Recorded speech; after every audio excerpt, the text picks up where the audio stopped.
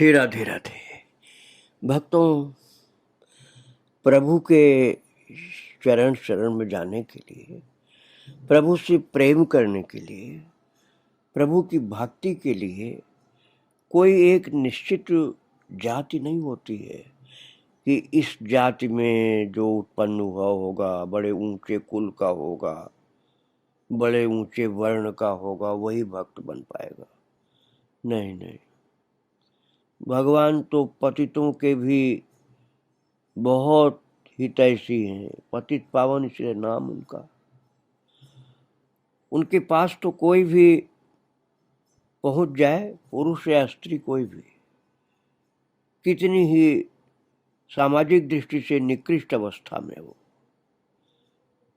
जिसका समाज में कोई सम्मान न हो, ऐसे को भी प्रभु प्यार करते हैं, सम्मान भी देते हैं।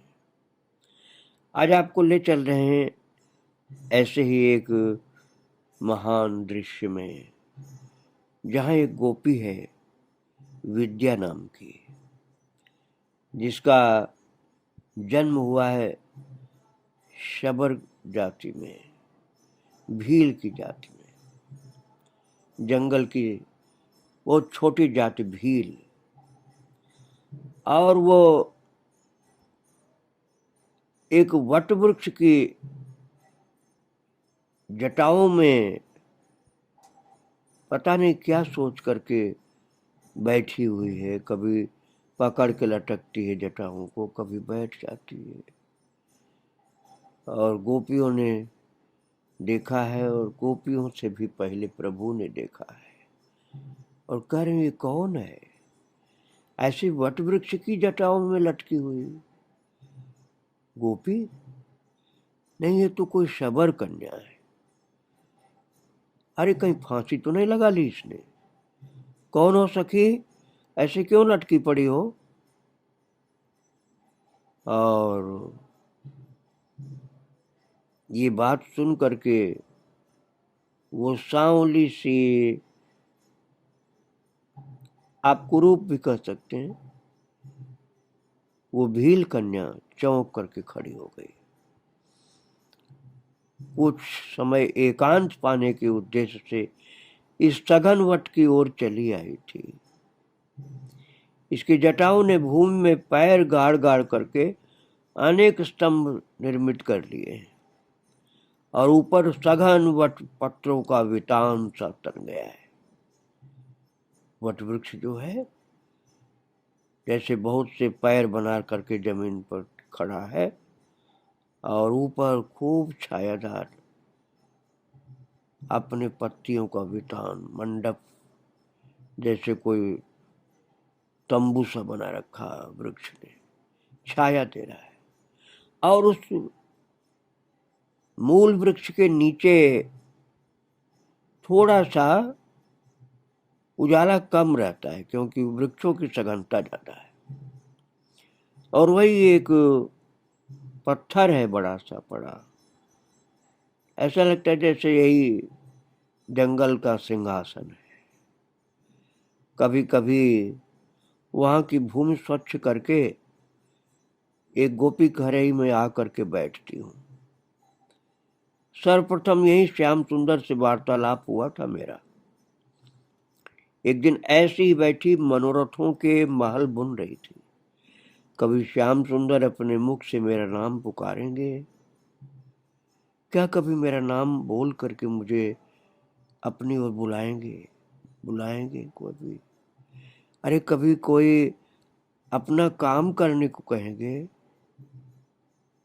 कि ये मेरा काम कर दे? क्या कभी उनका स्पर्श प्राप्त होगा?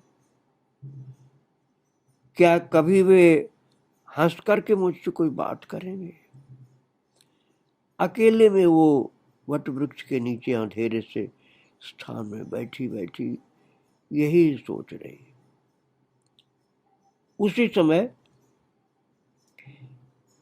वो कहती है कि किसी ने मेरी आंखें बंद कर ली, और मैं कुछ झुंझलाई भी और लजाई भी कि मेरे इस एकांत स्थल का ज्ञान किसको हो गया। मैं तो निर्जन जंगल में यहाँ इस अंधेरे से स्थान पर बड़ी सघन छाया में वट वृक्ष के नीचे, जिसकी तमाम जड़ें जमीन पर फैली हुई हैं, यहाँ अकेले में आकर के मैं तो बैठती हूँ और अपने कन्हैया से बात मन ही मन करती रहती हूँ। लेकिन इस स्थान का ज्ञान किसको हो गया जो मेरी आंखें बंद कर लिया पीछे से आके। और ग्लानि भरे हुए स्वर में वो बोलने लगी। उसने समझा कि कोई सखी, कोई गोपी पीछे से मेरी आंखें बंद कर लिया। तो उसने कहा, छोड़ सखी छोड़, तुम जो भी हो छोड़ दो मुझे, चलो तुम जीती मैं हारी। वो सोच रही थी कौन सी सखी ऐसी है जो यहाँ मुझे ढूंढते ढूंढते आई है, और मैं तो अकेली रहती हूँ, मेरी आंखों को बंद कर लिया है कौन है। और जब उसने कहा छोड़ सखी छोड़, तू जो भी है छोड़ दे, तू जीत गई मैं हार गई, हाथ तो हटा ले, मेरी आंखों को खोल दे, छोड़ दे हाथ, हटा ले हाथ।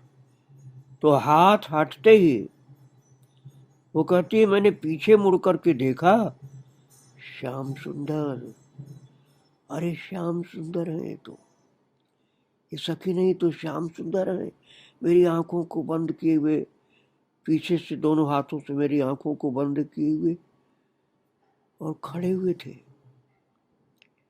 और जब उन्होंने हाथ हटाया तो मैंने देखा श्याम सुंदर, मुख पर तो आनंद की हंसी आ गई मेरे, और आंखों में कौतुक लिए खड़े थे वो तो।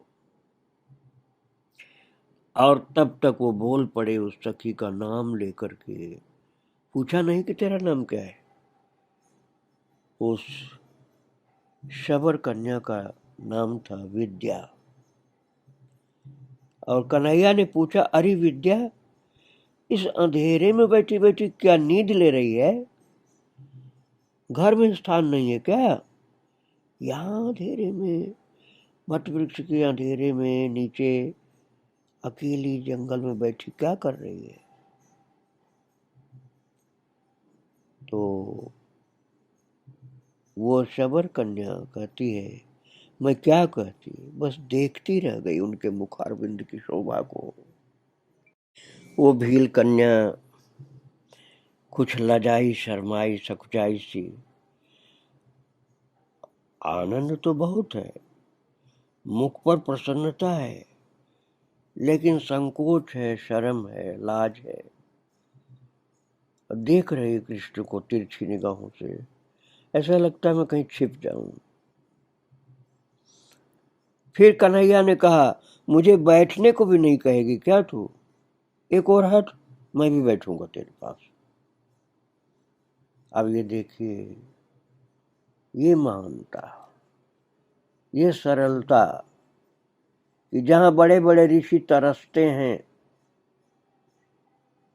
बड़े बड़े देवी देवता तरसते हैं, वहां उस अनजान गरीबिन भील कन्या को कह रहे हैं प्रभु कि एक और हट, मैं भी बैठूंगा तेरे बगल में। थक गया हूं चलते चलते, मेरी गैया भाग गई थी ना, और घेर करके किसी तरह से मैं गैया को तो घेर करके ले आया, और मैं इस सघन वृक्ष की छाया में विश्राम करने के लिए आया, तो देखा कि तू यहाँ बैठी हुई है। और ऐसा बोलते हुए वो विद्या सखी जो भील कन्या वो कहती है कि मुझे ढकेल करके बगल में सरका करके हल्का सा धक्का प्यार कर देते हुए वो बिल्कुल बगल में सट के बैठ गए।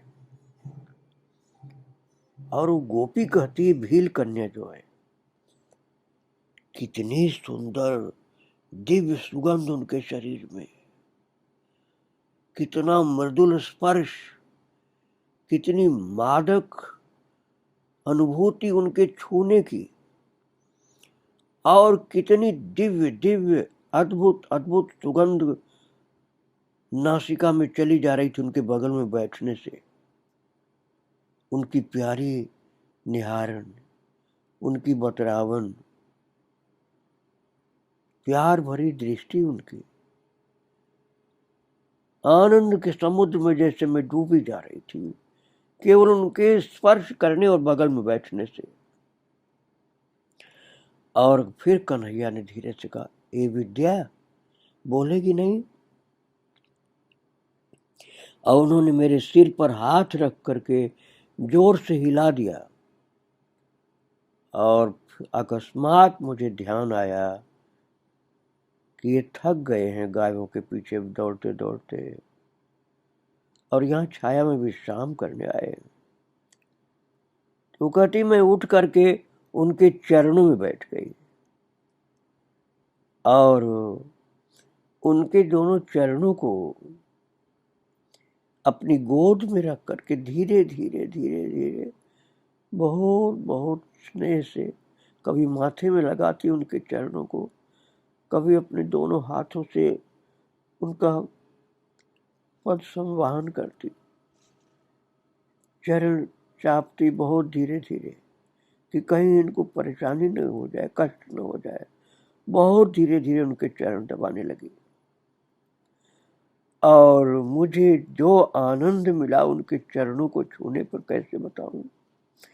आह, कैसे सुंदर कोमल चरण,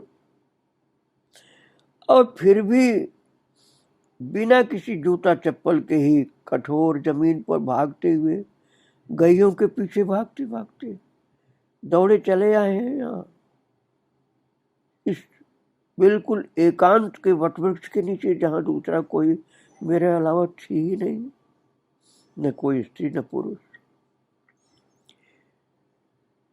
भील कन्या कहती, मेरी आंखों से कुछ बूंदें रोकने पर भी पता नहीं कैसे लुढ़क करके उनके चरणों पर मेरी आंखों की कुछ अश्रुबिंदु उनके चरणों पर गिर पड़े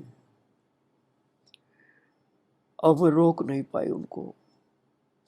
और जब उनके चरणों पर मेरे अश्रुबिंदु आंखों से कुछ बूंदें गिरी तो वो बड़े स्नेह से बोले, क्या हुआ रे?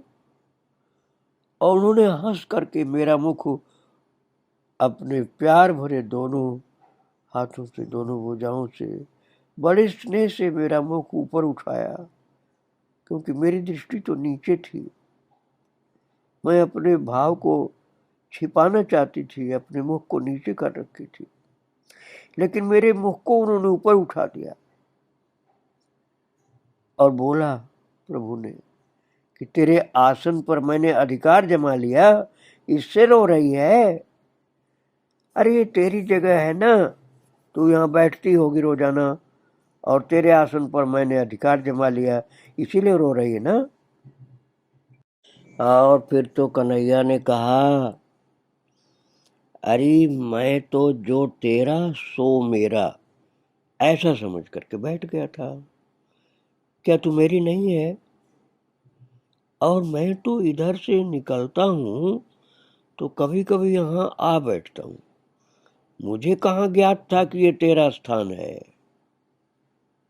और महाराज गोपी बेचारी सकुचाई जा रही है, उनकी वाणी का आनंद सुन रही है। फिर बड़ी धीरे से बोली, श्याम सुंदर। मेरे रुद्धकंठ से वाणी फूटी, वो कहती, बहुत मुश्किल से शब्द निकले, श्याम सुंदर, ब्रज के ही क्या संसार के सारे स्थान तुम्हारे ही हैं। आज अपने मुख से मुझको अपना कह करके धन्य कर दिया आपने मुझे अपनी बताया, अब इससे ज्यादा और क्या चाहिए मुझको? अब अन्यथा कुछ न कहना, मेरे लिए इतना बहुत है, मुझे अपनी सेवा का अवसर दो। जो कन्हैया बोले, कर तो रही है सेवा, मेरे चरण दबा रही तू, सेवा तो कर रही तू। उन्होंने हंस करके कहा, कर तो रही है सेवा। कुछ समय बाद बोले, अब रहने दे विद्या, सखा ढूंढ रहे होंगे, मैं चलूं? और जब वो बोले कि मैं चलूं तो मेरे प्राणों में हुक से उठी कि अब चले जाएंगे मुझे यहाँ अकेले छोड़कर। सुबह हंस करके पुनः बैठ गए। और फिर बोले, अच्छा तेरा नाम विद्या है कि कुछ विद्या जानती भी है, कि केवल नाम ही नाम है तेरा? नाम तो तेरा विद्या है, कुछ विद्या जानती भी है कि नाम ही नाम है तेरा विद्या? तुम कहो, मैं तो कुछ नहीं जानती। वो बोली, भील कन्या आप कहो, मैं तो कुछ जानती नहीं, आप जो बोलेगे वही सब कुछ है। फिर प्रभु बोले, मुझे प्यास लगी है, कहीं पानी है? बोली, पानी? उठ करके खड़ी हो गई। क्या सुंदर झांकी है भक्तों। लाला बैठा हुआ है, श्याम सुंदर कृष्ण वट वृक्ष के नीचे एक जड़ के पास पत्थर पर, और उसके चरणों में बैठी हुई है भील कन्या। देखने में काली सी है, पर प्रेम से उसका हृदय भरा हुआ, और वो प्रभु के चरणों को धीरे धीरे बहुत भरे हुए हृदय, आनंद से भरे हुए हृदय सेवा कर रही थी। और फिर प्रभु बोले हैं ना, अच्छा तेरा नाम विद्या है, कुछ विद्या जानती भी है? तो बोली कि मैं तो कुछ नहीं जानती है, आप जो बोलोगे वही जानती हूँ। तो कन्हैया ने क्या कहा, मुझे प्यास लगी है, कहीं पानी ला मिल जाएगा? पानी ला सकती है तू? तो तुरंत ही उसका हृदय ऐसा हुआ कि तुरंत पानी मिले मुझे। बोल, पानी? मैं तुरंत उठकर खड़ी हुई। वो गोपी कहती है, विद्या कहती, मैं तुरंत उठकर खड़ी हुई, प्रभु के मुखार बिंद से पानी शब्द प्रकट होते ही मैं उठ के खड़ी हुई। और मुझे ज्ञात है कि यमुना जी यहाँ से दूर है, किंतु श्याम सुंदर को प्यास लगी है, तो मैंने शीघ्रता से ढाक के 2 पत्ते तोड़ करके दोना बनाया पानी के लिए, और तेज गति में भागी मैं वहां से। और मेरी व्याकुल दृष्टि जल का अनुसंधान कर रही थी, जल कहाँ है जहां जल्दी से पहुंच जाऊं। और दूर पश्चिम में 2 बगुलों को भूमि पर उतरते देखा, तो अनुमान किया कि बगुले उतर रहे हैं, अर्थात जल है वहां। बिना जल के तो बगुले भूमि पर क्या लेने उतरेंगे? तो मैं शीघ्रता से बढ़ी उधर, और मैं भागती हुई पहुंची उन बगुलों के पास। तो वहां जाकर के देखा कि कहीं कुछ नहीं, केवल हाथ 2 हाथ स्थान पर ही, अर्थात थोड़ी दूर पर ही, बड़े बड़े हरे हरे तिनके हैं, घास है, और उनके बीच एक बगुला भूमि में चोंच गड़ाए हुए कुछ खाने की चेष्टा कर रहा है। तो विद्या कहती, मुझे बड़ी निराशा हुई कि ये क्या कर रहा है जमीन में घासों के बीच में। फिर मैं कौतूहल बस चली गई देखने की कि क्या खाने की वस्तु हो सकती, और दोनों बगुले मुझे देखकर फुदक करके दूर जा बैठे। तो मैंने सोचा ये कीड़े खा रहे होंगे, अरे यहाँ तो कोई फायदा नहीं मेरे रुकने का, चलो शाम को तो प्यास सता रही है। लेकिन ये हरे हरे तिनके इतने ही स्थान पर, और जो तृण थे अर्थात घास थी, उन पर चरण पड़ते ही भूमि गीली हो गई, गीली लगने लगी कि यह तो पानी जैसा है। और उस घासों के बीच में बैठ करके उंगली से मैंने खुरचा जमीन को, थोड़ी सी घास उखाड़ी तो जल था, और मेरे हृदय में आशा लहराई कि जल है यहाँ तो। किंतु शीघ्रता जरूरी थी, क्योंकि कान को प्यास लगी है, कहीं उठकर चल न दे वहां से। और एक लकड़ी लेकर के जल्दी जल्दी मैंने खोद के गड्ढा बनाया, और तुरंत ही जल वहां इकट्ठा हो गया। मैंने हाथ से एक बार उसे उलीच दिया, अब की बार वो अपेक्षाकृत स्वच्छ था, बड़ा निर्मल जल था। मैंने हर्ष से अपनी ओढ़नी का पल्ला जल पर बिछा दिया, और जब जल से वो भर गया तो अंजलि से जो दोना बना के लाई थी वो उसको भर लिया। अंजलि से भर करके जल दोने में भर लिया। बड़ा निर्मल साफ सुथरा जल था, और यथाशीघ्र वो वट कुंज की ओर, उसी वट वृक्ष के नीचे, वट बरगद के पेड़ के नीचे की ओर भागी, जहां कन्हैया को बैठा करके छोड़ करके आई थी। किंतु वहां पहुंचकर देखा वो पत्थर का आसन तो खाली है। और गोपी कहती है भील कन्या विद्या की, मेरे पैर तो भारी हो गए। मैं धीरे धीरे चल करके जल पात्र आसन पर रख तो दिया, और वहीं माथा टिका करके गिर पड़ी। हा विधाता, आज ही तूने सौभाग्य द्वार खोला और आज ही उसमें आग भी लगा दी, और मेरी आंखों से झरझर झरझर आंसू बह चले। हृदय की ऐंठन सही नहीं जाती थी। मुझे देर हो गई, तुम प्यासे हो, मैं जल नहीं पिला सकी। व्यर्थ है मेरा विद्या, ब्रह्म विद्या होना व्यर्थ है। देवर्षि तुम्हारा आशीर्वाद, मेरी तपस्या, ये जन्म सब व्यर्थ हो गया, सब व्यर्थ हो गया। दर्शन मिला, चरण सेवा मिली, पर मैं जल नहीं पिला पाई। निराशा के अंधकार में चेतना डूबने लगी। जब आंख खुली, वो कमल मुख सम्मुख था। वे दीर्घ स्नेह भरे दृग मेरे मुख पर टिके थे। वे अपने पीताम्बर के गीले छोर से मेरा मुख पोंछ रहे थे,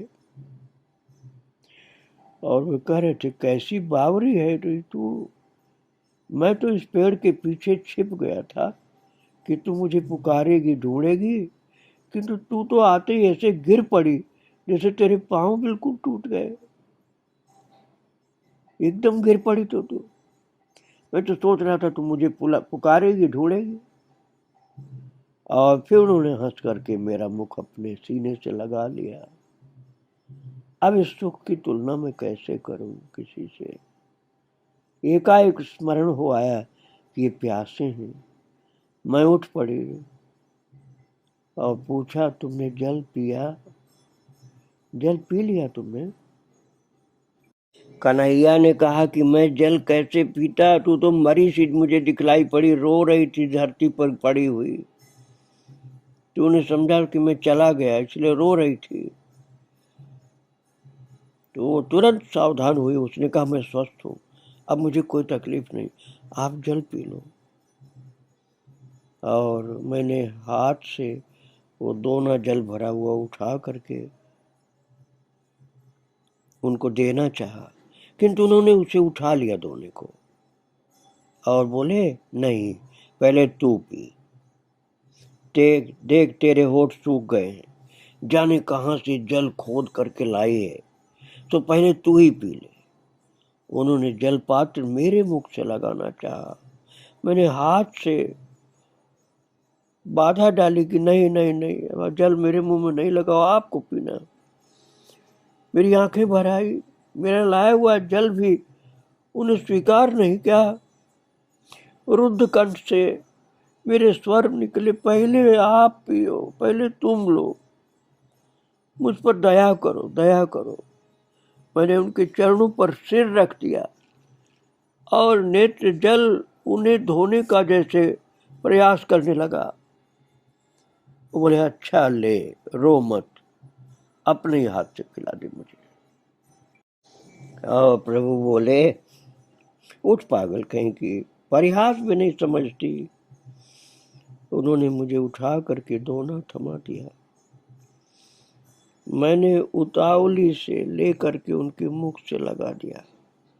कुछ जल हल्का सा छलक पड़ा, और बचा हुआ वो पी गए। और मैंने प्यार से कहा, और लाऊं? मेरी आंखों में आंसू और होठ पर प्रसन्नता समा नहीं रही थी। चल मैं भी देखूं देखूं कहाँ से लाई है तू जल, यहाँ तो आसपास कहीं भी जल नहीं है। और वो कहते हैं कि हम दोनों लोग साथ में उस स्थान पर चले गए और जल देखा है जब कन्हैया ने, तो प्रसन्नता से उन्होंने मुझे बाहों में भर लिया। और प्रभु कह रहे हैं, तू पहले जानती थी क्या इस स्थान को? और तो उसने सिर हिला करके कहा, नहीं मैं नहीं जानती थी।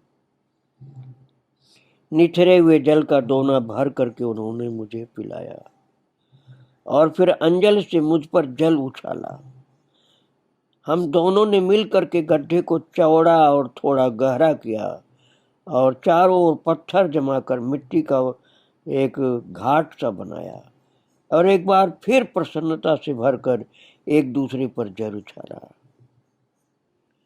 ये झांकी रखो आप अपने हृदय में भक्तों। उस निथरे हुए जल के उस शुद्ध पवित्र गड्ढे को बढ़िया सा बना करके पत्थर जमा कर उस पर कृष्ण बैठे हैं और उस प्यारी भील कन्या गोपी को दुलार कर रहे हैं, जल छिड़क रहे हैं। वो भी उनके ऊपर जल पर हल्का सा डालती है, डरती सी, फिर हंस देती। यही झांकी रखो अपने हृदय में। फिर आगे चर्चा करेंगे। श्री राधे राधे, जय श्री राधे।